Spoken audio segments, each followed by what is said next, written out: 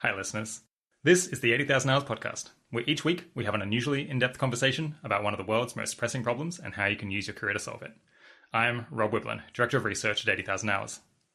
Today, I am delighted to bring you another conversation between Arden Koehler and our CEO, Ben Todd.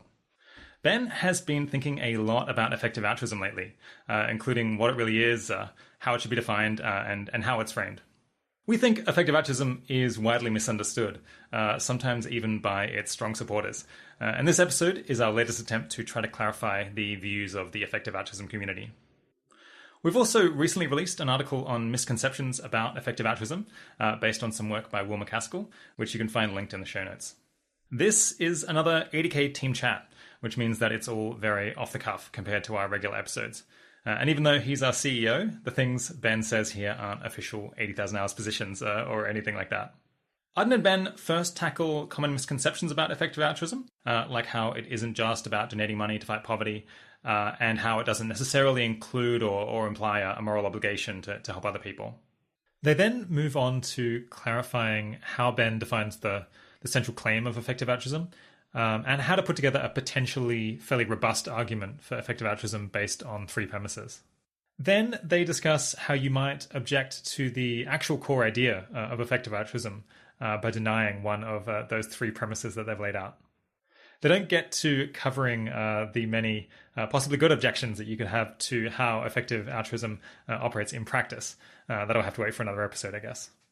Finally, they cover a few ideas on how to talk about and communicate effective altruism, given all of the above. Given that we're all working in the same office, at least until lockdown returns, it's relatively easy to record conversations between two 80,000 Hours team members like this. So if you enjoy these types of bonus episodes, let us know by emailing us at podcast@80,000hours.org, and we might make them more of a regular feature. All right, without further ado, I bring you Arden and Ben. Hi, listeners. I'm Arden. I'm a researcher at 80,000 Hours. Hi, and I'm Ben, CEO of 80,000 Hours. And today we are going to talk about effective altruism, how it's framed, what it is, and how people misunderstand it. So I know you've been thinking a bunch about effective altruism recently. 80,000 Hours is an organization in the effective altruism community. So why has this been on your mind? Yeah, so effective altruism has been around since about 2012. And yeah, I think something that just keeps bugging me is it seems like we haven't done a great job of explaining what effective altruism is to the wider world. Well, now is your chance, Ben. What would you say effective altruism is, and how have we been going wrong? Yeah, so I'm excited to talk about this. I mean, an interesting recent example was like Sam Harris interviewed Toby Ord on his podcast. And when he defined effective altruism, he defined it as taking the actions that most help the people who are most in need alive today. And so his definition explicitly ruled out helping future generations. And then for that reason, maybe ruling out working on existential risks. Even though Toby Ord is on his podcast, who's one of the creators of effective altruism, and is also just written a book about existential risks. So where did he get this idea, do you think? Yeah, so I think also maybe just also say, like, I think Sam Harris is quite a representative example. And it's not so much that people within the community misunderstand it, but even very adjacent people often misunderstand it. And of which, like, Sam Harris is an example, but there's many others. And yeah, as to where they get the idea, well, I'm not sure to some degree, but a couple of thoughts. One is that effective altruism is a very abstract idea. So the way I see it is I see effective altruism as trying to seek the very best ways to have a positive impact or to contribute to the common good is how I like to frame it. And a lot of people, it's like, that's quite hard to grasp in abstract what exactly that's saying. So instead, people end up focusing on like particular things that people discuss in effective altruism. Yeah, particular ways of doing good, I mean. And in particular, the ones that kind of like are most grabbing and memorable. And so much of effective altruism, like in the past, it really focused a lot on donating to global health charities and how that can save a life. For like, this is how it's surprisingly easy to save a life and those kinds of things. And if I had to like sum up the misunderstandings with effective altruism in one line, it's just that people think that effective altruism is just about the claim that we should kind of donate money to evidence-backed interventions that help the world's poorest people. Yeah, I wonder if this is partly because so many social movements are about something more specific. It's kind of weird to have a social movement that's about something as abstract as try to figure out and then do whatever it is actually is doing the most good in the world. Yeah, totally. I think that's one reason. And yeah, just before we like start kind of go more into like where this came from, I want to say it's like where this is most pronounced is if you look at external coverage of effective altruism. So basically like people who aren't kind of in the community writing about the community. So like there's all these critiques of effective altruism, like on the Boston Review of Books and some academic papers about it. And they pretty much all focus on why it's not a good idea to focus on evidence-backed global health charities as a way of doing good. And so they're all replying to that specific way of doing good than the broad concept, the actual underlying concept. If you want more details on this, Will McCaskill wrote this paper, Defining Effective Altruism, which has a section on common misconceptions, which we just released an extract of onto the blog. And on there, it lists lots of other coverage of effective altruism and how it's actually responding to the misconception rather than the core idea. So I guess it seems like there's at least two differences between this definition of effective altruism that Sam Harris offered and that people seem to work with and the one that you gave, and maybe more, but seems like two that jump out are, one, it's not just about donating money. You know, at 80,000 Hours, we talk a lot about doing good with your career. And so, you know, or really any other sort of resource that you have at your disposal seems like it can be included. Yeah, it could potentially be advocacy or political campaigns as well as like your job and as well as your money. Right. And then the other difference, which you were, you know, pointing to more before is, or, you know, when you were talking about existential risk, is that it seems like effective altruists understand themselves as wanting to work on a lot of different kinds of issue and not just global health. Are there? Yeah, exactly. And when we look at like where money is actually being spent in the community, now it's maybe something like 30% on global health, but actually, therefore, the majority is on other issues, which is like a lot to do with existential risks. And then there's also like global priorities research, community building, and then reducing factory farming. And also actually, you know, a lot of other issues like criminal justice reform, scientific research. Yeah. And actually, just pausing on global priorities research for a second, that's so research into what in fact is the best way to do good. And I guess that's another thing that's sort of sidelined in Sam Harris's definition. And sorry to Sam, I feel like now we're like using him as a shorthand. Yeah, no, and I mean, his definition was like actually still pretty accurate. It was just different about who the beneficiaries should be.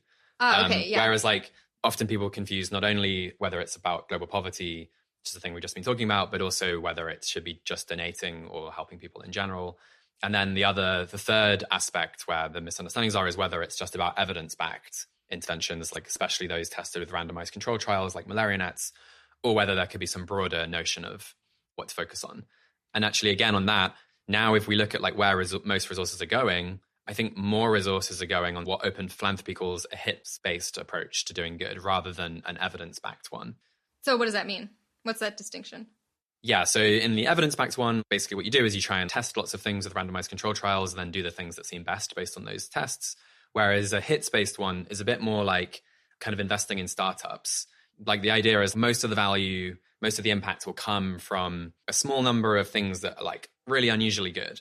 And your goal as a person aiming to have an impact is to like identify those amazing opportunities through whatever means are best and like focus on those. And yeah, it would often end up focusing on like high risk, high reward things, which maybe don't have very much evidence behind them, but where you have some qualitative arguments or a back of the envelope calculation, or you've looked at something that's very important, neglected, and tractable, that seems good based on that, rather than things that are like very measurable. So just to clarify with high risk, high reward, I think sometimes when people hear that phrase, they imagine something that could cause a lot of harm or a lot of benefit. But I actually feel like many people in the effective altruism community are like very anti taking risks of that kind, things that could cause a lot of harm. So, yeah, no, sorry. Yeah, I wasn't trying to point to that distinction. I was just meaning things where like maybe it could be amazing, but it's like maybe only 10% chance of it being amazing. Where the other 90% is like, it's neutral or like maybe a little bit good or something, but not incredible. Yes. So I guess returning briefly to the question of sort of where people could have gotten this idea, one thing that strikes me is that it seems like for each of these elements, it is like very related to something that is very important to effective altruism. So like the evidence-backed thing, well, it seems like people are moving toward a hits-based approach sometimes. But the emphasis on evidence-backed interventions does come from the place of being like, no, actually do the thing that makes the actual difference, as opposed to something that seems like a good idea from the armchair, but you haven't really thought very much about it, or something like that. Does that seem right? Yes, though I would say the things that are like most interesting and important about effective altruism, at least from my perspective, are these insights like long-termism, maybe existential risk is an important thing, like movement building, global priorities research, the now versus later debate. What's that? Just how should you trade? Like if I can invest resources now and have more in the future, when is that better than just trying to help right away, trying to have an impact right away? I think like these kinds of big picture questions are some of the things where effective altruism has really added the most compared to what's already out there and have really big impact on like what you should focus on. And all those kinds of things are like, it's more about, I would say, kind of using like philosophical reasoning rather than using evidence. And then on the other side, like evidence-backed charity or evidence-backed development is already a thing. That's the randomistas. And so that's like not actually a novel contribution of effective altruism. And so by saying like using evidence, it's like getting people to think of like the stuff that's maybe not the most interesting and also not the most novel compared to what's already out there. So I guess just to push back a little bit, I mean, we're talking about like, what is effective altruism? In some sense, it's like, who are we to like make up the definitions or whatever? But I guess, rephrasing it in terms of what really feels like the most distinctive and valuable thing to this community, I, might be tempted to say that it's really distinctively valuable that people in the effective altruism community sort of say like, there's a sort of relentless focus on whether this is in fact the best use of your resources.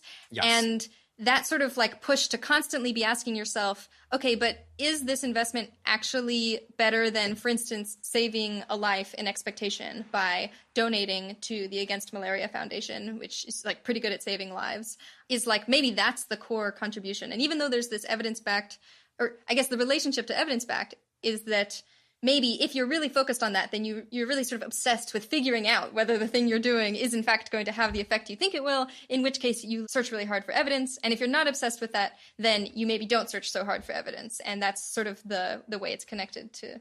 Yeah, so I might frame it as people interested in effective altruism want to seek out the best evidence that is available. But then that will like often be a philosophical argument, or like lots of experts think this is a good idea, or some like thing that would not, in common sense, normal language, that wouldn't be thought of as, like normally when people talk about what's the evidence for this, they're referring to some kind of more objective thing. And or so, more empirical. Yeah, more empirical. Yeah, exactly. So it's like, there is obviously a sense in which, yes, of course, we're trying to use like whatever evidence is available and have an evidence-based decision-making, but we're thinking of evidence in this broader way than what is most commonly used. And so like really foregrounding being evidence-backed is like giving people a bit of a red herring. Okay. I wonder if a better term could be something like best justified or something, where it's like it could be by empirical evidence, but it could be by a philosophical argument, but you're like really seeking that justification. Yeah, I mean, the kind of standard phrase is like using evidence and careful reasoning. And I think, yeah, careful reasoning is also a pretty reasonable phrase to sum things up with. But yeah, the problem is that the evidence-backed thing has been like so much more foregrounded in the past that people like just only focus on that element. And then on the idea of, oftentimes people equate effective altruism with trying to, do these global health interventions. I guess the sort of kernel of truth in that is that it is, one of the big insights of effective altruism, and maybe it sounds a little bit basic, but is that your money can go way farther in some areas than others. And one of the sort of first ways that people made that concrete was thinking, oftentimes you can do a lot more good in a poorer country or for people who are less privileged than for, doing something in the US or the UK. Yeah, and that's a really powerful insight. You can actually do like way more good than you might think. And yeah, I mean, and as also I mentioned, maybe something like a third or 40% of the like money that's being spent in an effective altruism style is being spent on global health. Among people who are changing their careers in an effective altruism way, I would say it's probably more like 10%. So it's a bit lower than the money, which is because give well is such a big factor. But it is still like a major thing that people are working on. So yeah, there is like a huge kernel of truth in right. This. I guess, well, I wanted to talk a bit more about like how the misconception, how that idea got going. Yeah, okay. Yeah, please do. So one big thing to bear in mind is, most people who've engaged with effective altruism haven't read one of the primary sources like effectivealtruism.org or even Doing Good Better, but rather they've read some media coverage about effective altruism, because that media coverage has millions of views. So it's many more views than have viewed the like original sources. And all that media coverage is based on basically the kind of media campaigns that were done between 2011 and roughly 2016 around giving what we can, give well, doing good better, and also Peter Singer like giving his TED talk and writing his book on effective altruism. And all four of those sources really focus a lot on the drowning pond, giving to the drowning child. This is a Peter Singer Yes. thought experiment. You can listen to our podcast with Singer. I mean, if you haven't heard of it already. Yes, well, so actually, it's mainly Peter Singer who does the drowning child example, but then all the others they're talking a lot about evidence-backed global poverty charities. So there are these media campaigns, and there's loads of people wrote about that. And then when you kind of stumble across effective altruism online, you mainly stumble across one of those media articles about those things. So that's another big reason why that's happened. Just maybe also just another point is like Peter Singer is still much more famous than effective altruism. If you kind of look at how much search traffic both terms get, I think Peter Singer is about 10 times the search traffic. And Peter Singer focuses much more on global health, factory farming, and climate change, and focuses less on hits-based giving, global catastrophic risks, these some of the other things that we talk about on the podcast. So another thing that I think talking about Peter Singer makes salient is it seems like oftentimes effective altruism is also identified with or associated with in some way a certain demanding moral theory. So it's not so much about what you should do to do good I think everyone knows it is about that. But oftentimes people think there's a second part, which is that also you should be like spending a larger amount of your resources to make a difference. Yeah, what do you think of that sort of aspect of the public image of effective altruism? Yeah, I mean, I think that's another misconception in a way. And so like Will wrote this philosophy paper called Defining Effective Altruism. And in that, he argues that we shouldn't define it as having a moral obligation component. And one of his arguments for that is just like he polled lots of people in the community about whether they think it should be defined that way. And on average, people agreed it shouldn't. So if we want to define effective altruism in the way that the people who actually practice it think it should be defined, which seems like a pretty reasonable way of doing it, like they would all say, no, it's not about the moral obligation to give. Rather, it's about supposing you do want to give some time or money or some other resource to help others, how can you do that most effectively? And it's like, well, yeah, it's encouraging you to really focus on finding like the very best ways to use those resources. So you didn't use normative language in the definition that you just gave, or like moral language, but I might have thought that effective altruism does have a sort of moral claim, even if it's limited.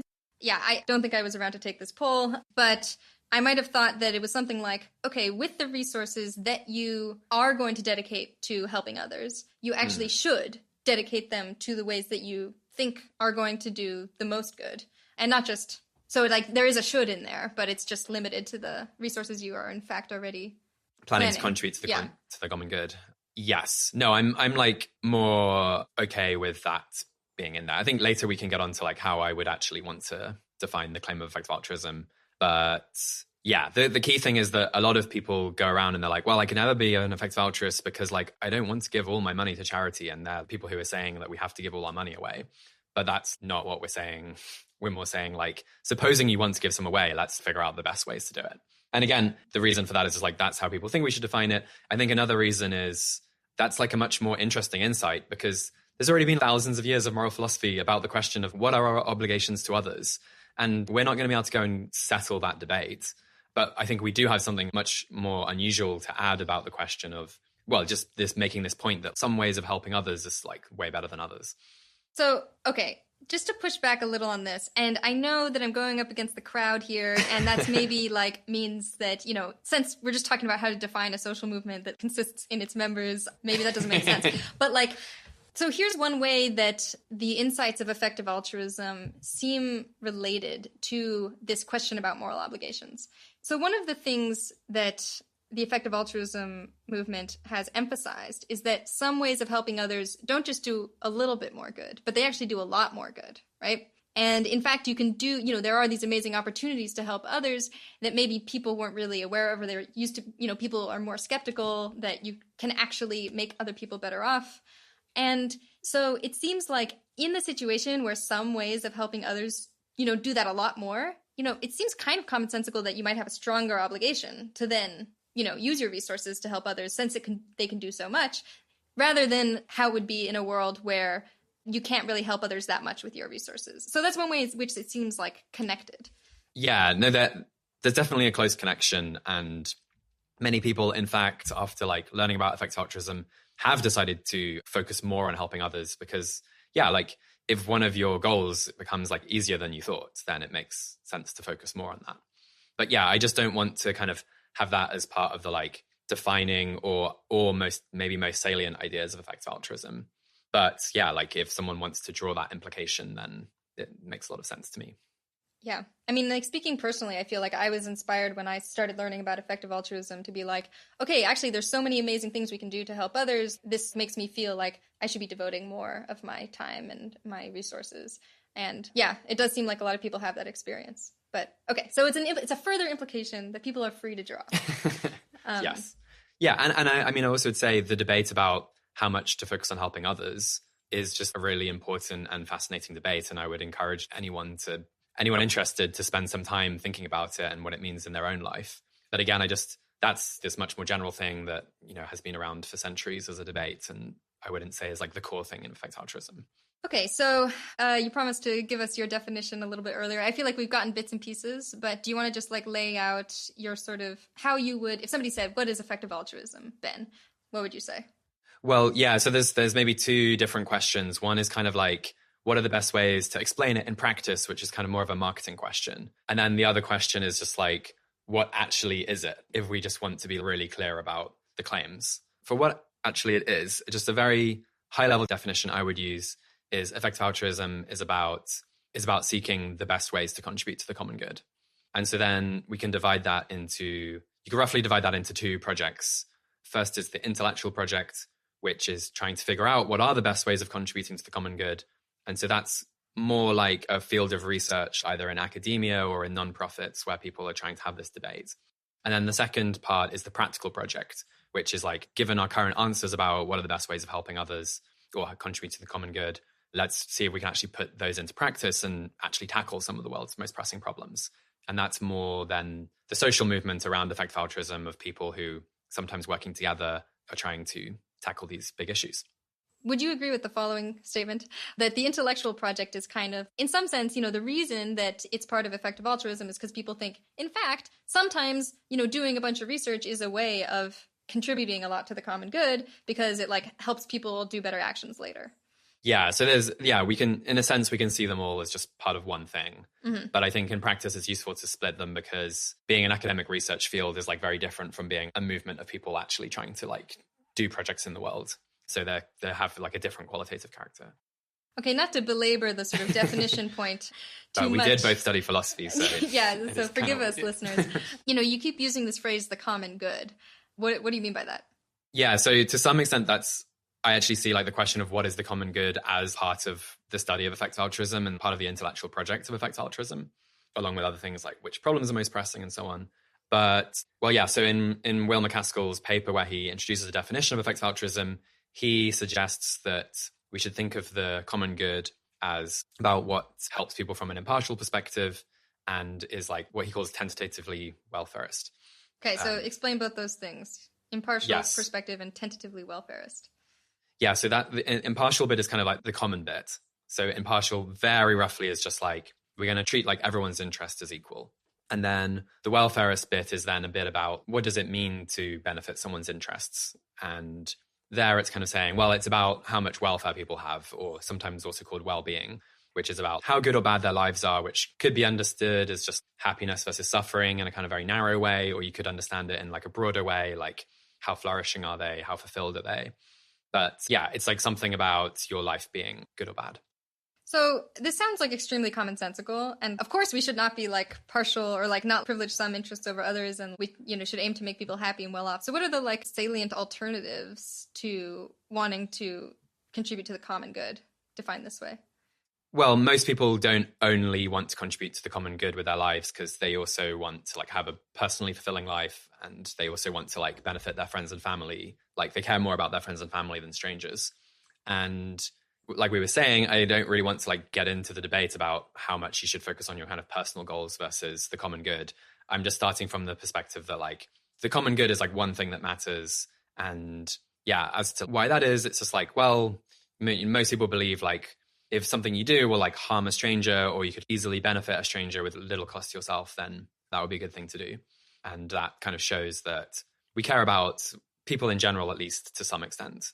Yeah, I think the thing I was asking after was more like something in between your personal goals and the common good. So like lots of people aim to do good with their careers or with their donations, but they don't say I'm aiming explicitly at the common good. So like what's the difference between what they're doing and what effective altruists are aiming at? I mean, it would depend a lot on the person, and it's often a bit hard to tell. Like some people, when they come to doing good, they think they should really focus on helping in their local community, which could be done because they care about impartiality. So then maybe they are impartial, but they just think that in practice, they can help the most in their local community because they like know it the best. So maybe they are being impartial, but it's just like the thing that in practice works.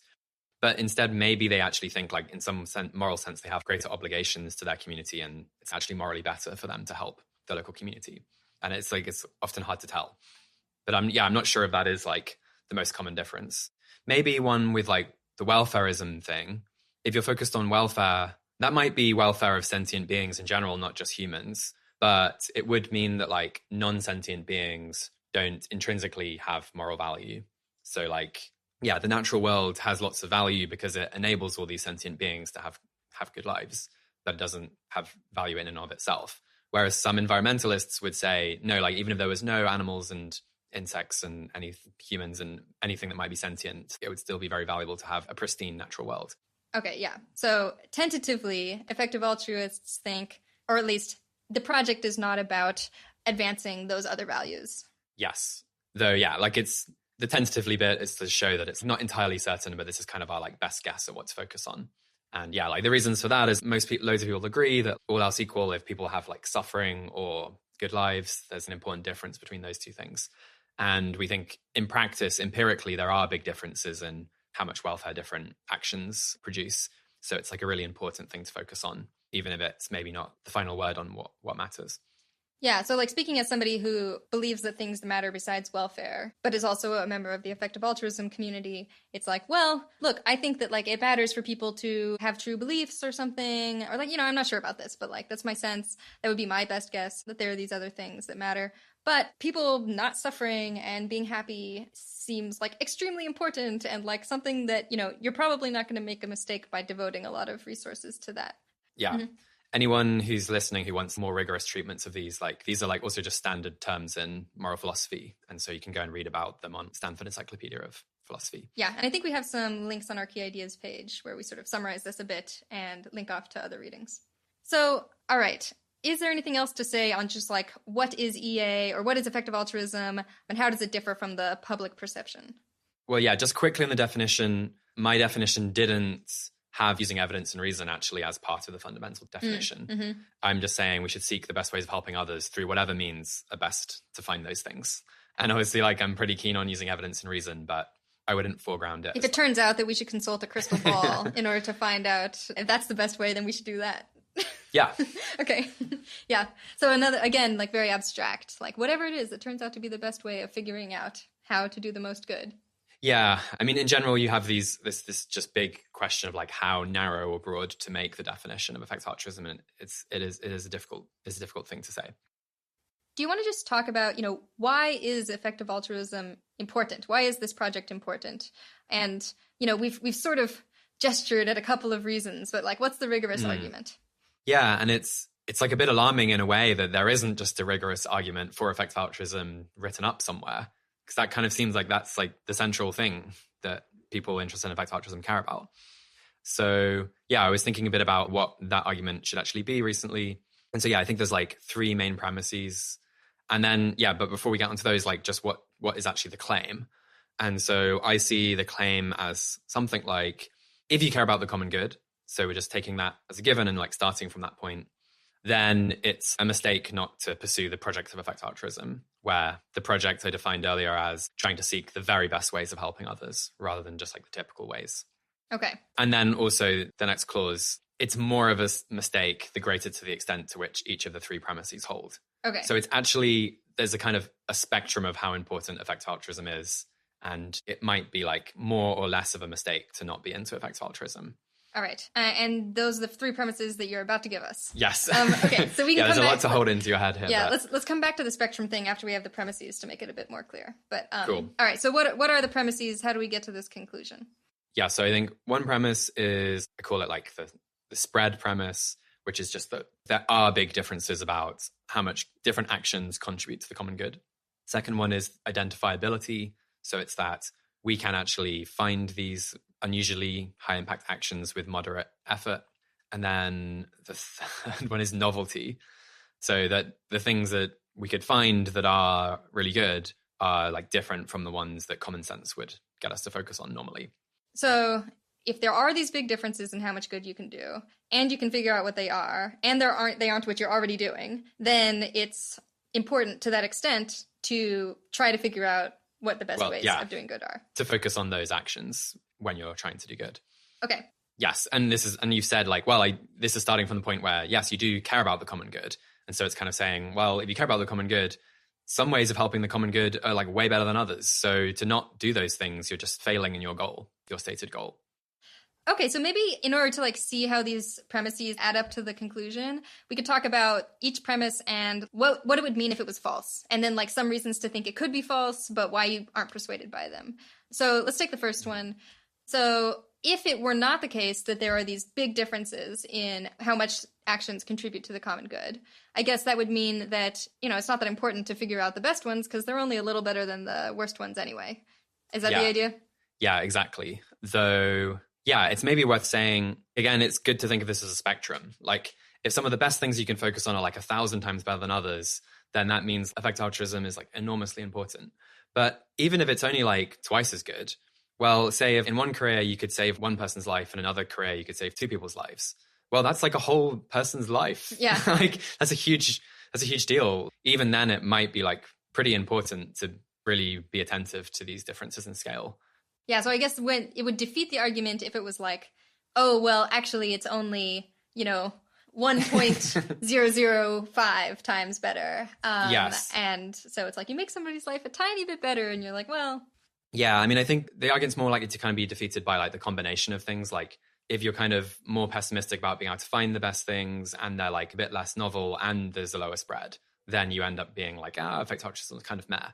I was thinking actually it could be defeated by any of them being false. So, even if you could find them and they weren't what you were already doing, if they were only a tiny bit better, at least effective altruism wouldn't be very important. Yeah, no, so I definitely agree with that. Okay. If that first premise is just false, let's say the best things are only like 1% better than the average thing, then it's already like not important. But that's, in practice, no one seems to hold that position. The thing that's more realistic is to just be a bit unenthused about all three together. Okay, and that can sort of add up. Yeah. Yeah, so I guess just to like make it ultra clear, and maybe we're sort of belaboring this slightly, and our producer can decide to cut this if this is too much belaboring.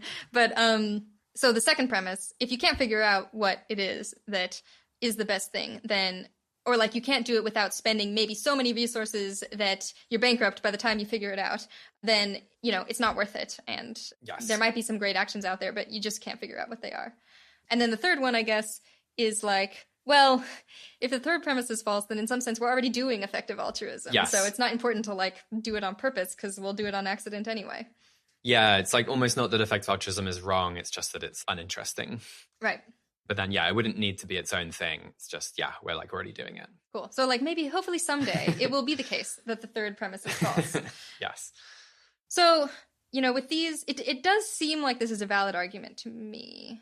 So I guess if somebody was going to object, they'd have to reject one of the premises. So what are some ways that people could reject these premises? Yeah, or maybe just to clarify, when you're rejecting effective altruism, you can reject the core ideas, which is what I've been trying to cover here. You could also just say, well, I agree with the core ideas, but EA as it exists in practice is not actually pursuing the thing that matters. Like maybe it's too biased or like all kinds of reasons. And so, there's a whole category of objections to effective altruism in practice, which might be good ones. But we're just here talking about, if you really want to get at like the meat, the very, very core fundamental underlying idea, what do you need to do? Right. So I guess like if somebody objected to effective altruism in practice, but they bought this argument that we've been talking about, maybe the thing for them to do would be like to start their own effective altruism movement with a different name that gets it right instead of... Yeah, I mean, an objection to effective altruism in practice could just be something like, the whole idea of a movement is like a bad thing because it like ruins people's epistemology. Makes them biased because they want to promote their movement. Yeah, or it means people, then they're too influenced by like the social norms in the community rather than thinking for themselves or something. But yeah, you should want to still be an effective altruist in some form, just not with the current community. Got it. Okay. So, objections to the premises. How might somebody go about rejecting one of these? Yeah, so there's a lot of different options. So I think the way I most like to see it is there's a spectrum of how important effective altruism is, which is basically determined by kind of how much better the best actions are and compared to what you would have done otherwise. And how easily we can figure them out and how different they are from what we're doing already. Okay, yeah. So, I mean, though, if you were going to boil it down, it would be like expected value of like best thing you can find with effective altruism versus expected value of what you would have done without effective altruism. And that kind of, the difference between those two is kind of like the additional impact you have due to effective altruism. And so basically how much of a mistake it is not to be an effective altruist depends on how big that thing is. And so there's basically a bunch of forces that push that thing out to seeming very big, but there's also a bunch of forces that push it back towards the best thing to do is closer to common sense or what people would have done otherwise.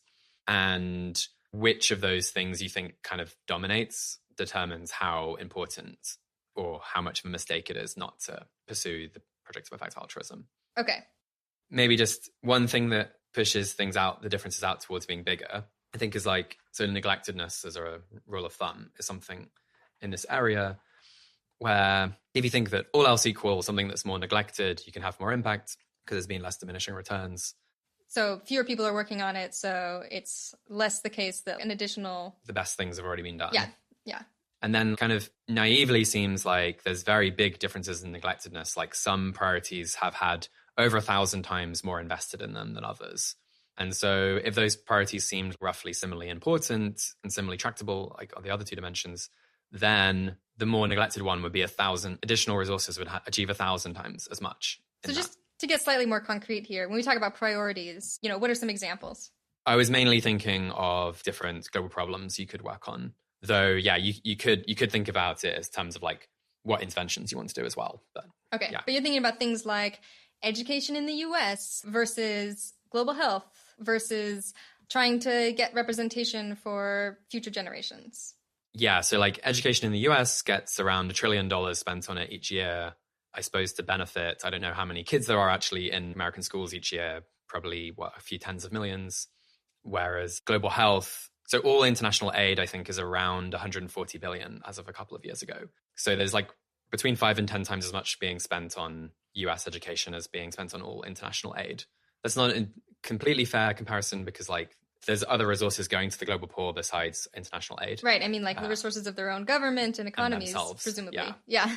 Okay. But still, I think even if you take into account of that, like probably more is being spent on US education. And it's like we're also talking about 1 billion people rather than a few tens of millions of people. So there seems to be a really big difference between those two. Although I guess the number of people, that's more on the importance category than the neglectedness category. Yeah, that's true. But I was trying to... Ideally, we'd be comparing problems of like similar importance and then showing like the big neglectedness differences. I guess you could talk about like the same number of people as there are kids in the US, how much money is going to like improving their health, people who are underprivileged in, around the world. Yeah, well, I mean, maybe a clearer example is between different existential risks.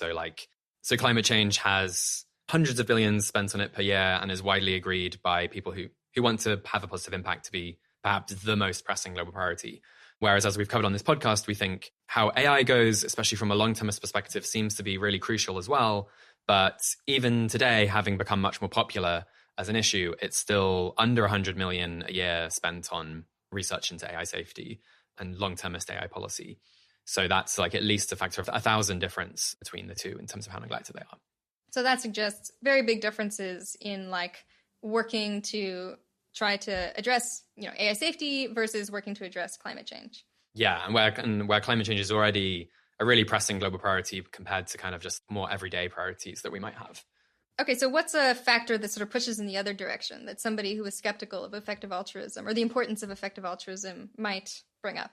So I think one is epistemic humility. So this is the idea that, what should we believe about a difficult question like how much of a pressing priority is AI safety? One answer to that is to just try and figure it out for yourself. Another answer to that is just go with like what other sensible people think and kind of take an average across them. And like some evidence that kind of approach works is like in the forecasting. So people have tried to measure like what's the best way to predict geopolitical events, which is super hard to predict. And it turns out that getting like 100 people who are really good at forecasting, seeing what they think will happen, and then averaging that together is a really good way of doing it. And it's like usually better than any individual person. Also, it just, I mean, sort of, I feel like more basically, it just seems like the community as a whole will often be better at knowing stuff than a single person because they just have a lot more brain power between them. Yeah. And you can think of it as like, if someone else has a radically different view of what the biggest priorities are from you, and you're in like a similar position epistemically, why would you think like you're right and they're wrong? Unless you have some kind of really clear explanation of like they're making this mistake and you haven't made some other mistake that they've figured out and you haven't figured out. So there's a kind of symmetry argument for going with what other people think. And yeah, it seems like if you put a lot of weight on that kind of argument, then you should be focusing on the priorities that kind of a sensible coalition of other people would think are the biggest priorities. And that almost brings you back to like the most common sense priorities by definition. So just to clarify, this seems like more of a reason to think that, in fact, we're already doing the things that are best for contributing to the common good, because common wisdom has come to think whatever priorities it in fact is prioritizing are the best things, and so we should probably defer to that. Yes, if you like really buy that in a strong form. Okay. Yeah, it might still mean you should change your career a lot. The thing you should probably defer to is what people in general think from an impartial perspective, what would most benefit others is the best thing, which is not what most people do with their lives. So like, for instance, it probably means you should work on climate change, because that seems to be what kind of, when people are thinking about from a global perspective, what most matters, often climate change is the answer. And obviously most people don't spend their careers fighting climate change. So it could, in practice, thanks for that clarification. Yeah, you'd probably still change your life, but it would be, but in a much less extreme way than if it's like, no, AI safety is the main thing. Right. And in particular, it would mean that the project of effective altruism, which involves doing all of this, relitigating of what really is the best way to do good, is like less important, because in fact, we all can kind of just defer to each other or the common wisdom about. Yeah, but I mean, we can see that this argument in a strong form becomes really implausible, because it's like, no one can ever discover a new global priority, because it's like already just everyone knows what the best thing is. Yeah. And I guess I would also say that like, I think in practice, if we got loads of experts together and said, what were the most pressing global problems? Probably some of them would still agree we should put some effort into AI safety. So it's not actually not being epistemically humble to invest a little bit into AI safety. And so I'm not actually even sure that our current priorities conflict with epistemic humility. But what I actually want to do here is start what I see as like a real debate about what the actual core ideas of effective altruism are. And I'm just saying one kind of interesting avenue for attack seems to be a strong form of epistemic humility. Okay. So what are some other interesting avenues for attack? Well, so if we go back to this kind of, there's some things that make us more contrarian or like less further away from common sense, and there being big differences there, and other things that make us kind of go back towards common sense. Yeah, well, another kind of factor that pushes us back is regression to the mean. Yeah, so what's that mean? So, okay, so you could come along and you'd be like, well, I did this estimate and I found that there's this like amazing global priority that no one else is working on. And it's like 100 times better than what everyone else is doing. So then the question is, should you just trust that? Or should you figure that you've probably made a mistake somewhere?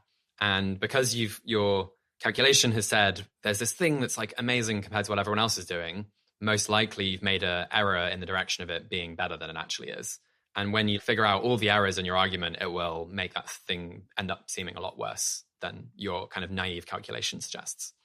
So I guess to sum this up, is it something like there's this phenomenon where usually when you do more investigation on things that seem like outliers, they will tend to be closer to the average upon further investigation. So like you should think that's true of a bunch of, whatever problem you think is really an outlier when it comes to how good it is to work on. Yeah, that's the kind of broad character of things. Like regression to the mean is like a particular thing in statistics, which also has a formal meaning, which is pretty related to what we're saying here, but not exactly the same. And so then, yeah, the question is, how big a correction should you make? If you should make a huge correction generally, then again, effective altruism becomes less interesting, because like we're the people who are being like, oh, this is the thing that everyone else is wrong about. Whereas if it's like more modest, then, well, maybe like the things that seem best to us aren't quite as good as they first seem, but they could still be much higher impact than what we would have focused on anyway.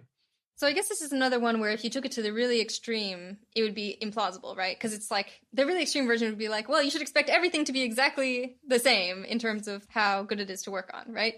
And that seems... Though one thing is regression to the mean happens more for like speculative, uncertain estimates than for really robust things. Okay. So it could end up meaning you focus on like the most robust ways of doing good you can think of, which then, I don't know, maybe that would lead you back to something like global health. And so by robust, you mean like you're really unlikely to be wrong that, for instance, distributing treated malaria nets, insecticide-treated bed nets for malaria prevention is like, in fact, not saving lives. That seems like really unlikely because we have good evidence that it is. So, you might want to go with that instead of the like crazy speculative stuff. Yeah, or maybe you think you should just help friends that you know because you like know them so well that you can be like guaranteed that it helps them a little bit. I see. So I think that's like it's like actually really hard to know what makes people happy, even those that you know. So it's like... You should just meddle in your friends' lives and assume you know what's best for them.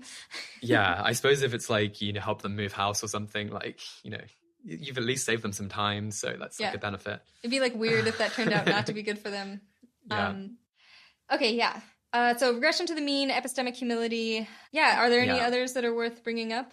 Yeah, so just to name a few other things, maybe a bit more quickly, but I think there's something in the area of people's like personal passions and interests being important, where if you kind of take the more extreme perspective, the best things are likely to be these things that are like, well, if we just focus on neglectedness, the most effective things are just like the things that are important, but no one else is working on. And so those are very unlikely to be things that you like happen to have developed a passion for because you will have never like stumbled across them before until you actively seek them out. And then that does make it harder in some ways to work on them. And this, a way this commonly comes up is like someone's like, okay, what about working on biorisks? And then someone's like, oh, I've never heard of that before. I'm not passionate about that at all. It sounds totally outside of my normal. And I have no experience that would make me good at working on it because I hadn't heard of it.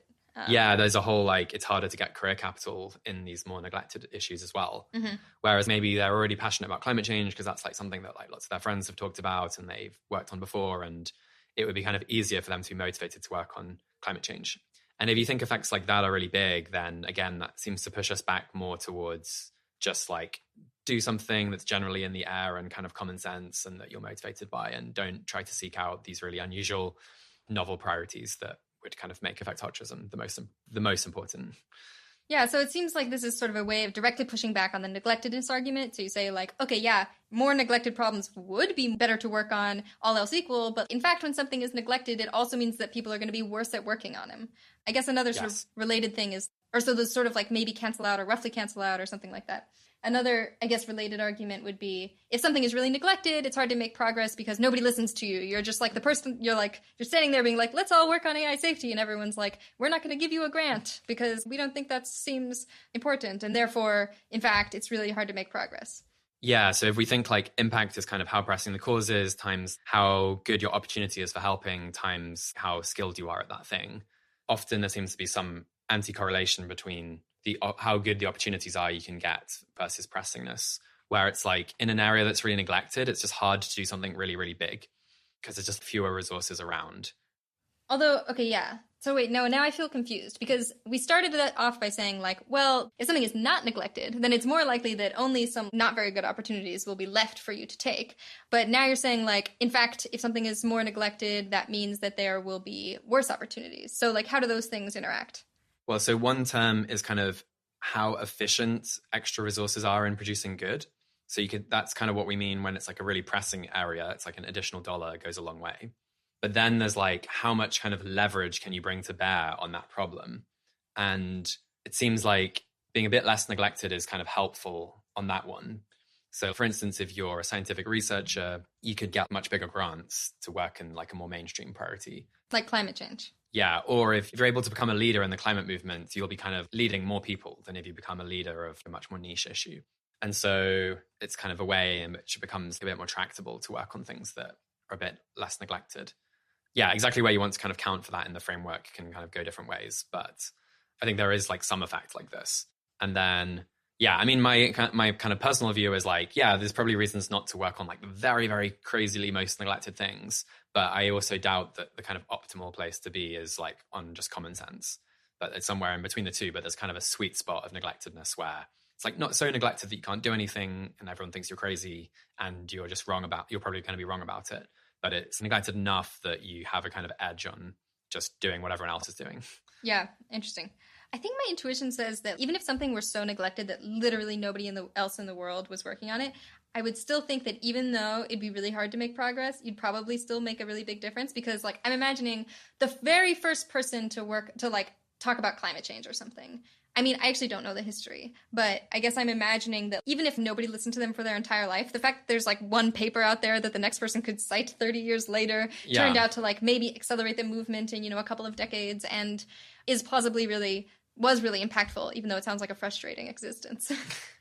Yeah, I think there's something to that. Like, yeah, one thing that I think slightly helps to explain that is also value of information, where like being the first person ever to work on a cause helps us figure out a lot about whether that cause is worth investing in. And so, yeah, you kind of get those benefits right at the start. Okay. So yeah, I agree. This could even end up just turning out that, yeah, you should still focus on the very most neglected things. Okay. In which case, like effective altruism is like more important. So one other argument that I've heard you talk about before is an objection to, I guess, the third premise. So this is, I think Tyler Cowen argues that economic growth is in fact the sort of best thing we can do for the common good, and that economic growth is basically best served by people kind of just going about their business, trying to make a living for themselves. And that's like what people do anyway. And so if that were the case, then everyone would just already be doing what is the best action for making the world a better place. Yes. What do you think about that argument? Yeah, I mean, I think that's a good style of objection to effective altruism, is to try and show the things we're already working on are in fact like the best things from an impartial perspective. As to like whether Tyler Cowen one's work, I mean, I guess I think existential risks are like more pressing from a long-termist perspective than economic growth. So that would be like one difference I'd have. And then I still feel pretty unsure about, even if economic growth was it's actually the economic growth rate is what he says like most important. Thanks. It's the most key thing, whether that is actually best served by everyone going about their daily business. I mean, in our podcast with Tyler Cowen, he kind of agrees that this advice doesn't necessarily apply to like very talented people, because he's kind of like, well, if you go and become like an economics researcher or work at like a think tank that's promoting good policies for growth, that seems like a lot better than just kind of having a regular job in terms of how much you speed up economic growth. And it would mean things like we should really be focusing on innovation, because if you want to change the economic growth rate, you basically have to change like the rate of innovation in society. And like most jobs don't seem to contribute that much to innovation, at least directly. Maybe they kind of do by increasing GDP, and then some of that goes into innovation later. But I think it would be more like do the thing you can do that like most supports economic innovation. Okay. And that could end up being like pretty different. I think at the very least, people should be donating things to like, they should be like investing in startups, or they should just be giving grants to like interesting scientists, or that would be like the highest impact thing they could do. All right, so it might mean it's like a bit closer to what we like do automatically, but it wouldn't be like just in fact the things people are inclined to do already. I mean, that's my suspicion, but it's still an interesting question. Okay, so we've talked a bunch about reasons to reject this argument, but obviously you and I, in fact, do not reject this argument, at least provisionally, think that effective altruism is really important. So why think that these three premises that imply that it's important are true? Yeah, so, well, one is that they might just seem obvious to you. Okay. But putting that aside, I think probably the best way to demonstrate the premises is just by giving specific examples of things we can do that have much more impact than what people normally do. And yeah, I mean, that is kind of like the whole subject of 80,000 hours. We try to just be kind of constantly giving examples of those types of things. But this is now where I would place something like the arguments we talked about earlier for why to donate to global health charities. Because if you're saying, well, you could save a life, I think it's save a life equivalent for roughly $1,500 or GiveWell currently. Well, that would mean that so a typical college graduate, I think in the US makes $70,000 to $80,000 a year on average. That's the mean. And then, but so suppose you give 10% of that, that would be $8,000 a year. And so then that's roughly 4 or 5 lives saved per year. And so then over a 40-year career, that's 40 times 5, which I think is 200 lives, right? Yes. And then like that's an incredible amount of good. And then it seems like people don't normally do that. So yeah, in fact, and you can even just have the same job that you would have had otherwise. So it's not even a big change to your life, but you've also saved 400 lives. And 200. Sorry, 200. But yeah, that is pretty incredible. I mean, you think about if you save 200 people in like one event, you would think like, I'm a hero. But this is a way that you can save 200 people over the course of your life. Yes. But then the point is not that that's like what effective altruism says everyone should do. This is just this is just a proof of concept. We've identified at least one way to do way more good than we kind of normally think is possible. But effective altruism is important just if we can find any convincing example. Like we just need to be able to show this like one thing. And it's more important if we could find something that was doing even more good than that. Yes. And so, yeah, there's lots of other ways of demonstrating this. And like, I think we have content about why we think some global problems are maybe 10 or 100 times more pressing than others. And then again, that would mean like, if you can work on one of the more pressing ones, and if it's really 100 times more pressing, then that means that in your 40-year career, you'd achieve as much as what would normally take 4,000 years of work. So again, it's like, that would mean you're, at least in terms of contribution to the common good, like a really huge difference. And like, if that's true, then it would mean that taking this seriously is really important. Right. So, I mean, that's if the problems we think are the most pressing are 100 times more pressing than the problem you would have worked on otherwise. Yes, that is a bit of a complication, because if you would have done something like climate change otherwise, and that's already pretty good, maybe it's hard to find something that's 100 times better than climate change. But I would still say that some of our most neglected things are maybe like 10x better. Right. And presumably lots of people are working on things where like we think the most pressing issues are 100 times better than or more pressing. Yeah, though one thing pushing back is it is important, like, so you could switch to a more pressing issue, but then if that means that, say, you end up in a career with worse personal fit, you do need to take into account that as well. And again, that might make the differences a bit smaller. But I still think there can often be large differences. Yeah, I mean, it also seems like even if you don't have a good personal fit for instance, like AI safety, you know, among the like set of top 10 or something most pressing problems, probably there's something that you could like do a pretty good job at for most people. Okay. Yeah, and you could always like donate to the most pressing thing. So in a way, that's a good baseline, is earning to give and then donating whatever you could give to the most pressing thing. Right. So that's like kind of a version of the just donating 10% example, but like maybe you even decide to try to donate more by taking a higher earning career. Yeah, and there's some things seem like much higher impact than what we would have done otherwise. Yeah. And yeah, I think there's maybe just like loads of other examples. Just to give a quite randomly different one is in Doing Good Better, and on Brian Tomasik's blog, which we can link to, he does an analysis of how much animal suffering you avoid by cutting out different meat products. And he actually shows that there's roughly like 1,000 times difference in animal suffering between like a pound of beef versus a pound of, I think, chicken or fish. And so that would actually mean that you could kind of cut out like 99% of the impact of your diet on animal suffering just by giving up chicken and fish, which again is like not a commonly held thing to do. Like most people are like, you should either be vegan or or just whatever, eat meat, it's fine. Yeah. I mean, I guess like in the current context, maybe the like comparison is between somebody who sort of chooses randomly what meat to give up because they're thinking like, look, I want to reduce my contribution to animal suffering, so I'm going to give up, let's say, chicken. Well, and yeah, they sort of pick it out. I mean, most people actually do the opposite, where they give up beef and red meat first, and then they keep eating fish. Yeah, red meat just seems meatier somehow. Yeah. Right. Whereas this says like better to give up. Oh, and people keep eating eggs as well, which is actually on the bad end of the spectrum. Yeah. Okay, so those are some sort of reasons to believe in the first premise. Any sort of no, I think those actually show all three premises, because like you're just demonstrating, taking the CA's perspective gives you this big boost in impact. So you kind of all three have to be true for them to work. Yeah. Okay. No, that's helpful. So like, because we had to be able to figure out that in fact, some problems are, or at least we think we've provisionally figured out that they are more impactful to work on an expectation. And also it's not just like what everyone's doing otherwise. No, thank you. Yeah. But then, if you would disagree with our analysis and you disagree for like every case that we might bring, then that's another way of objecting to effective altruism. Cool. That makes sense.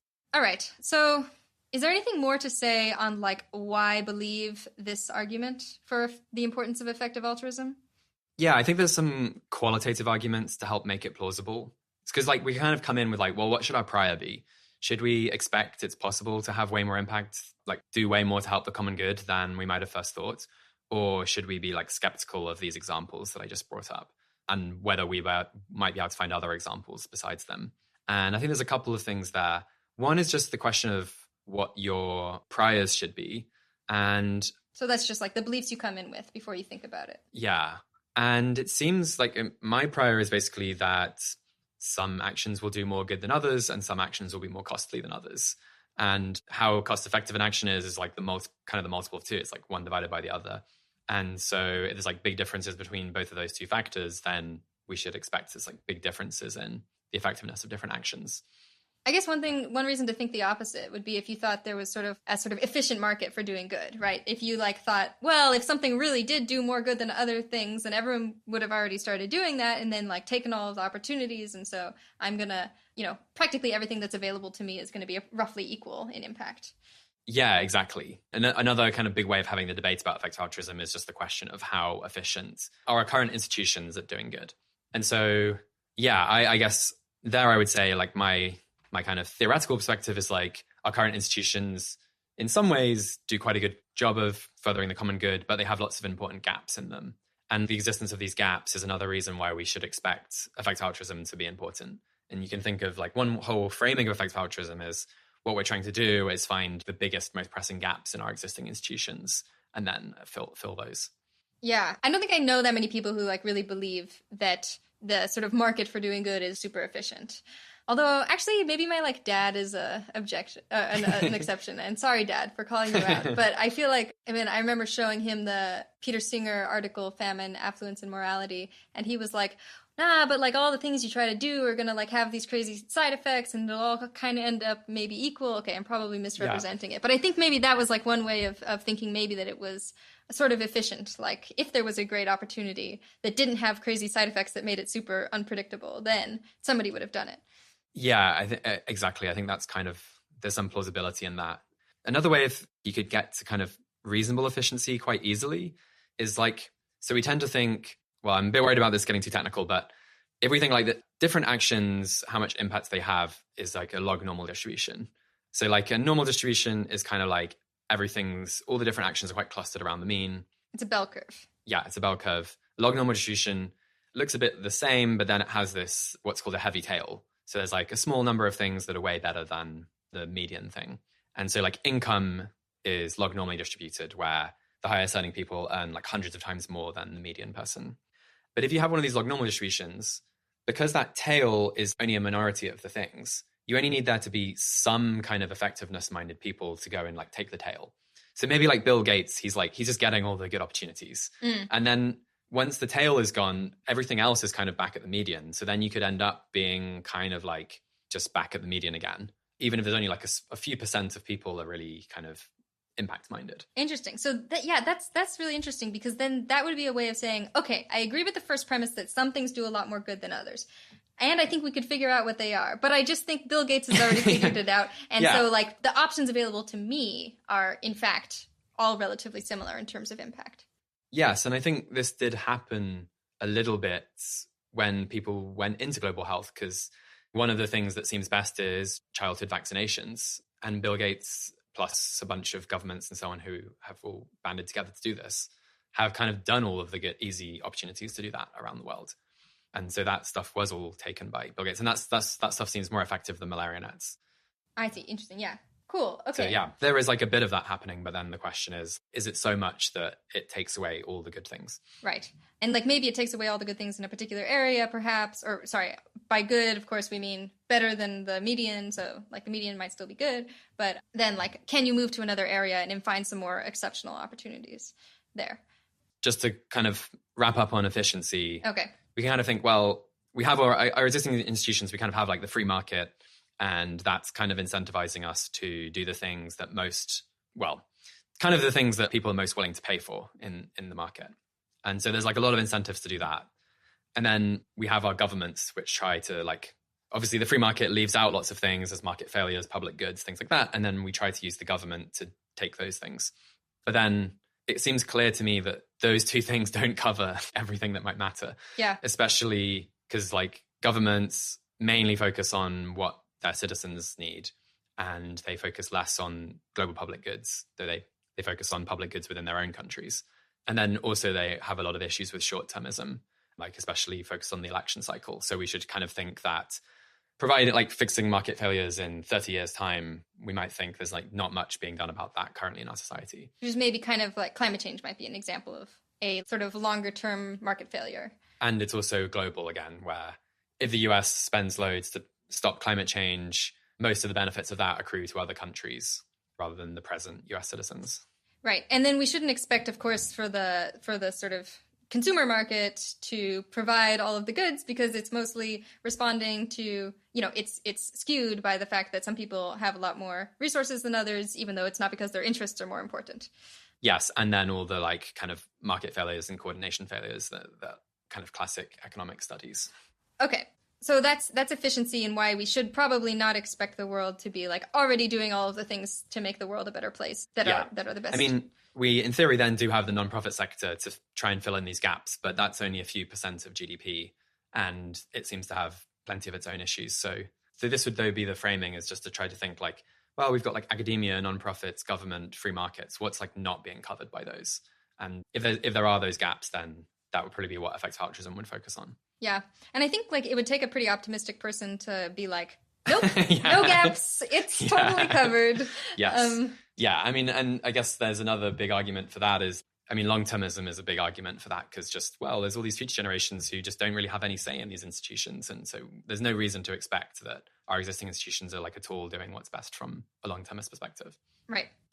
Okay. So is there anything else to say about why people might find this argument persuasive or unpersuasive? Well, so there's actually like two others that have been taken by people. One, I don't want to cover too much now, but it's like the kind of argument from human irrationality, where it's just like, well, we have loads of cognitive biases. There's no reason to think that our intuitions will be like good at finding the things that do the most. So we need to take this systematic approach to finding them. And then the one that I've kind of put more. I see. So that's an argument that's the reason to support the argument for effective altruism. I thought you were going to say the opposite. That it's like, okay. We're so bad at figuring stuff out that in fact, like we can't ever figure out what does the most good because we're too irrational. Yeah. So this would, if you see effective altruism as the claim of something like, well, what we need to do is apply systematic reasoning to doing good, then you could be like, currently we don't apply systematic reasoning and that doesn't work. But if we apply systematic reasoning, then we'll do way better. So therefore, effective altruism.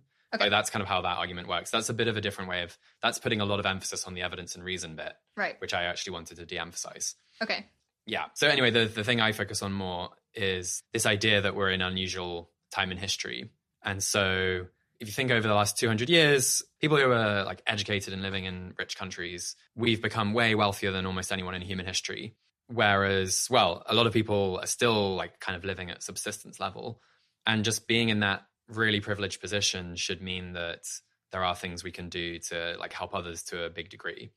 And it's not just the kind of income inequality in the present generation, but also it seems like things we do today potentially have these really long-term effects. So there's also a kind of long-termist version of this argument where if I was a medieval peasant, I'm not causing climate change. I can't help to start a nuclear war. I can't elect a totalitarian government because these things are just like not technologically possible. Whereas as citizens of nuclear powers today and countries that are emitting lots of CO2 and doing factory farming and all these things, our actions can have these really massive kind of global and long-term effects. And all this technology and wealth basically gives us this unusual amount of power that we've never had before in human history. And we should now expect that power will enable us to, well, either do much more harm than we could have ever done before, or much more to benefit others than we could have done before. And so I kind of like to see it as the stakes have got bigger over time for this reason. And if you were a medieval peasant, then probably, like the best thing you can do from a moral perspective is just like, don't cheat your neighbors, be kind of hardworking, look after your family. That's the key stuff. And that might still be true of lots of people today who are living at subsistence level. Oh, yeah. But for definitely. Those of us who have the privilege to be able to like have spare resources. Right. And then now it's really important for us to think about what exactly we can do with them that's best. I don't know if people are picking up that, but it's starting a thunderstorm here. Yeah, we have it's starting to rain and thunder. So hopefully it's not too loud, but maybe gives a little atmosphere. here's like something somebody might say to that argument. They might say, okay, yeah, sure, I'm like richer than a medieval peasant, but so are the powers that be, such that, in fact, my like power to change things, it hasn't really changed very much because I have to go up against these huge corporate interests or huge governments that have all of these resources if I want to make change. And so, in fact, I'm like no more powerful than a medieval peasant would be. Is there anything, any response to that? I mean, I think compared to medieval peasant, it's just obviously wrong because at the very least, you could donate 10% of your income and you could like band together with a bunch of people and like pay for corporate lobbyists to like work on your behalf or whatever like the thing is that you think these powerful people are doing. So I just think there is just some ability to, at the very least, convert our money into things that are helpful. But yeah, I mean, it doesn't even depend on money. I think we have an analysis on the 80,000 Hours blog of the impact of voting in presidential elections. And we argue that although your chance of making the difference in the election is like absolutely tiny, you do have some chance, especially if you're living in a swing state. And if you do, it has like such a big effect.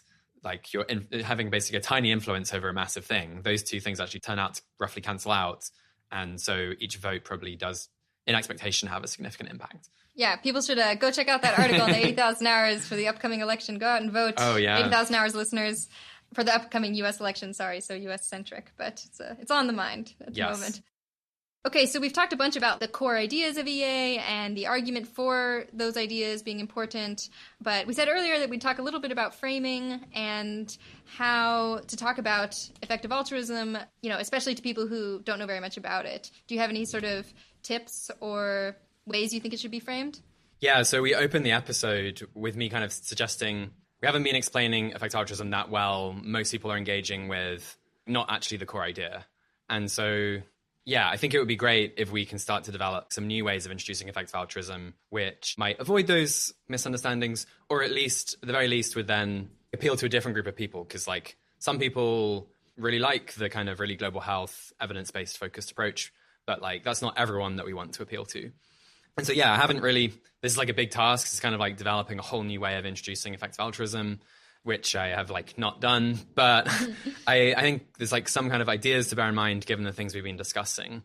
And so one thing I think is important is you can kind of see effective altruism as like, there's two sides of things. One is like effective altruism as a community, where that's basically a group of people who are going around trying to do good in a certain way. And then there's effective altruism as an intellectual project. And kind of, we introduced both earlier.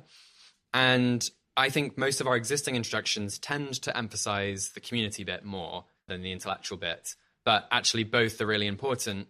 And the nice thing about emphasizing the intellectual bit is it gets kind of more to the heart of effective altruism. And so, yeah, so an example of the kind of community approach is, okay, effective altruism is a group of people who give 10% of their money to charities such as like those supported by GiveWell. And that's kind of very like practical, here's what we do kind of explanation. Whereas the more intellectual project explanation would be like, effective altruism is about the question of which ways to benefit others are most effective. And effective altruists like to do research into these questions, and they try and tackle questions like which global problems are most pressing, and what even is the common good, and what implications might different definitions have, and which interventions are most effective, and should we help people now or try and invest and help people later? And so I like introducing effective altruism as a question and then giving examples of like the types of questions that we think are really interesting and important. And then you can like see if someone's interested in one of those questions, then you can go more into like, okay, well, what do people say? Like some people say, no, we should focus on the most evidence-based thing because at least we can measure it. Other people are like, no, we should take a hits-based approach so that we get the tail, like the thing that's most effective. And that's like a debate within the community. And I think that type of approach is really good to appealing to someone who really likes this kind of like, they're really interested in intellectual debates. Yeah, intellectual debates, and which is at least, we don't want only people who want to intellectually debate things within effective altruism, because we do also want to do things, but we do need lots of people doing research as well. So it's great to be able to appeal to that type of person. Yeah. I mean, just to throw out a data point, this does not contradict what you said, because what you said is we need both. But one thing that attracted me to effective altruism was like, wow, these people are actually doing this stuff. But, I came from an unusual background. I was in academic philosophy, which is on the like extreme side of the like, let's have intellectual debates and not do that much stuff in the world. Whereas I guess most people are not on that extreme. Yeah, I mean, and it is hard to say. In many ways, obviously, effective altruism is like really intellectual and people aren't good at practically doing things. So it's not totally obvious where we should push in that direction. But I think there is another big point in favor of the intellectual project approach of introducing effective altruism, which is that it makes it really clear that it's not about particular answers. Whereas if you try to do the practical introduction, then you'll have to start talking about specific practical things that people are doing. And then it'll be very natural for people to then think, well, that is effective altruism. Whereas like if you say, well, it's like people want to debate these types of questions, it's kind of it makes it really obvious that. Yeah. Yeah. I guess I feel like I would want to like very slightly tweak the intellectual framing if it were me to be not so much about debate. I mean, like debate is important, but we want to be, emphasize that it's like about making progress and building on the knowledge of others. And in fact, actually, we could debate all day about what it actually means to do the most good and maybe never feel satisfied fully with that answer. But like the project is about like coming to like your best guess or, what you think is actually the most justified course and building on the knowledge of others. And so it's this kind of more, still always in the service of that practical project. And so I feel like Yes. I would want to emphasize that part. Yeah. And whenever you're like introducing effective altruism, the main question is what order do you say things in? And so I would definitely say, I would introduce the questions and be like, this is what it's about. And then I would try to say fairly soon, and there's like people actually putting this into action, and like that really matters because we can do more to solve pressing global problems. Yeah, and we have some provisional answers that are better than nothing, and like we don't need to start from scratch always. Yeah, so I think I would definitely mention that in an introduction as well. It's just I would consider it not being the very, very first thing. Yeah, that makes sense. I think one other thing we could work on more in when we introduce effective altruism is to rely a bit less on examples in global health. And that is very hard to do because those examples are so kind of concrete and quantifiable that it enables you to get across the ideas in a very solid way. But given that only say like 30%ish of the resources of the community are working on that problem, I think it's better to try to give a broader picture. And especially because the global health stuff is already like really out there. So people kind of already think it's more about that than it actually is. And it would be nice if we could slightly more emphasize some of the other cause areas more. Yeah, that makes sense. I mean, another reason to lead with global health is I do think it's very central, it's sort of the one to beat. You know what I mean? Like, well, maybe this isn't fair to certain other cause areas, but I think it's oftentimes useful to think like, is this thing better than...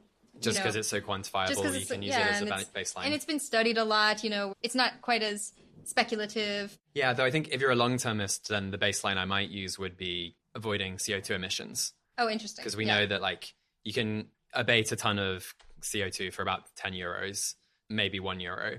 And so that's kind of like something that like anyone can do is like you could at least buy carbon credits or you could stop driving your car as much.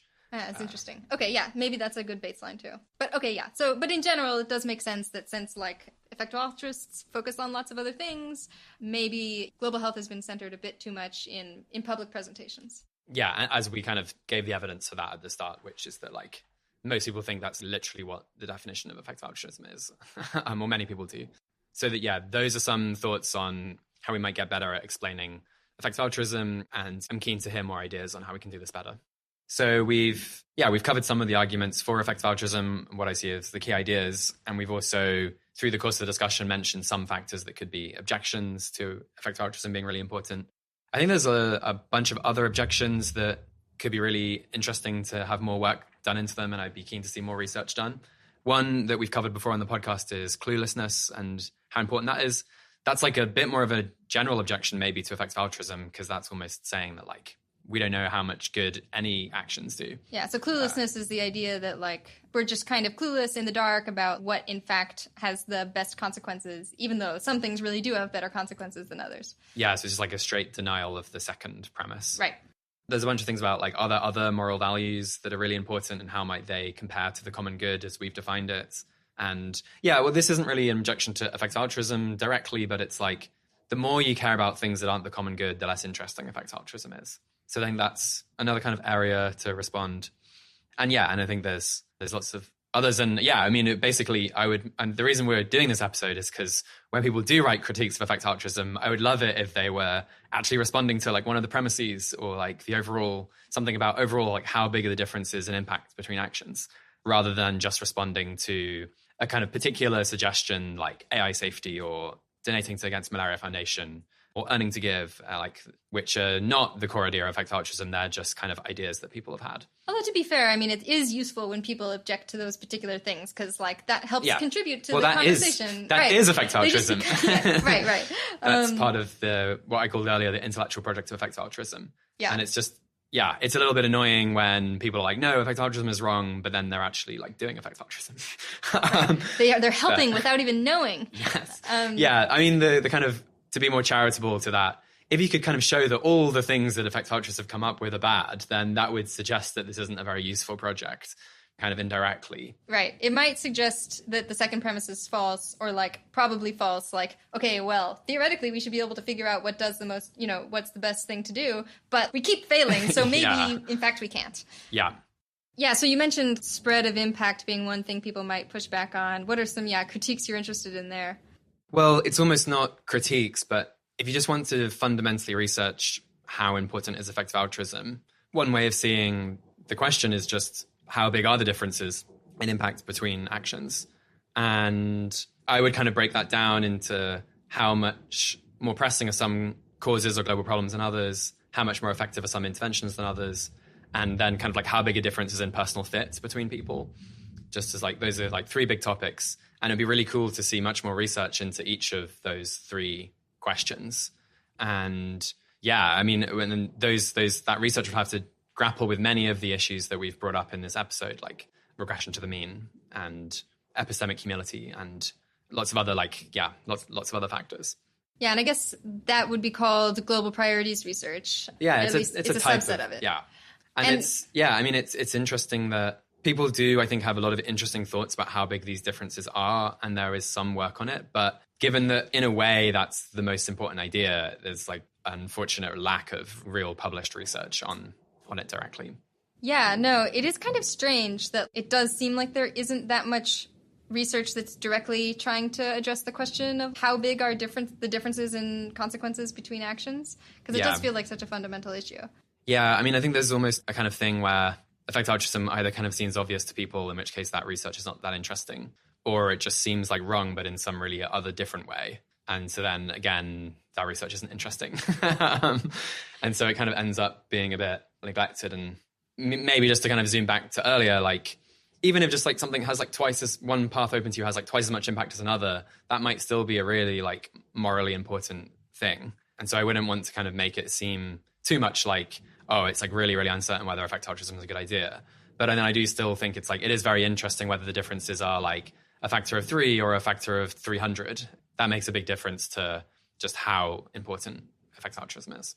Yeah, and I guess one kind of cool thing about that research is that it often serves sort of a dual role. One, it helps you figure out how important effective altruism is, but then you probably do that by looking at actual causes, and in doing so you add something to the picture of which sort of issues should people be actually focusing on. So people might be able to, kill two birds with one stone. Yeah, totally. Though I think there are also a lot of interesting cross-cutting things, like some of the things we brought up in the episode. The more abstract stuff, like regression to the mean and stuff like that. Yeah. Is there any last thing you want to leave the audience with, Ben? No, just to say I hope people will run with trying to flesh out some of the things we've brought up and do more research into these questions. All right. Thank you very much. All right, that's the second installment in this series of chats we'll be releasing between Ben and Arden over the coming months. Over the last week, I have been really enjoying reading your many responses to our user survey, including a lot of commentary about this show. We are busy evaluating how the last 12 months at 80,000 hours have gone, but don't worry, we've still got some new normal episodes in the pipeline for you, including an interview with Hilary Graves and another with Russ Roberts. If you'd like further reading on the topics in this episode, you could check out our recent article on misconceptions about effective altruism, or Will MacAskill's recent paper, The Definition of Effective Altruism, both of which we'll link to in the show notes. And if you'd like to hear from Tyler Cowen himself about his views, I suggest checking out episode number 45, Tyler Cowen's Stubborn Attachments to Maximizing Economic Growth, Making Civilization More Stable, and Respecting Human Rights. The 80,000 Hours podcast is produced by Kieran Harris, audio mastering by Ben Cordell. Full transcripts are available on our site and made by Zaki Ulhak. Thanks for joining. Talk to you again soon.